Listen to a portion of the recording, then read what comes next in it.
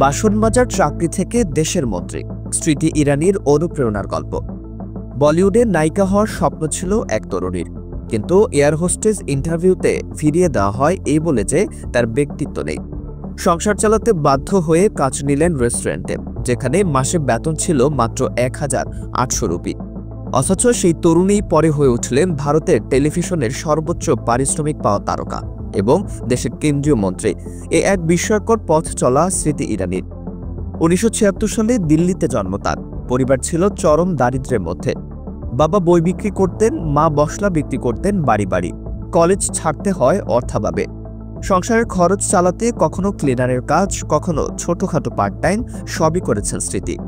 প্রথম আলোচিত হন মিস ইন্ডিয়া প্রতিযোগিতায় অংশ নিয়ে, তবে আসল সাফল্য আসে একতা কাপুরের হাতে।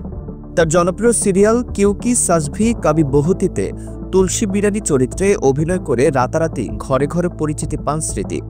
মাসে ১,৮০০ রুপির চাকরি থেকে দিনে ১,২০০ রুপি পারিশ্রমিক পাওয়া শুরু করেন।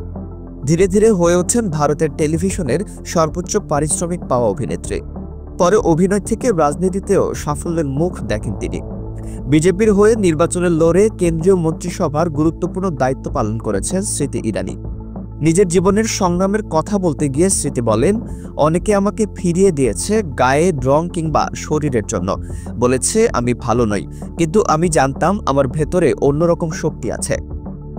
বাসনবাজার চাকরি থেকে দেশের মন্ত্রী হয়ে ওঠা স্মৃতি ইরানির এই পথ চলা প্রমাণ করে প্রত্যাখ্যান আর ব্যর্থতা নয়, দৃঢ়তাই মানুষের সাফল্যের চাবিকাঠি।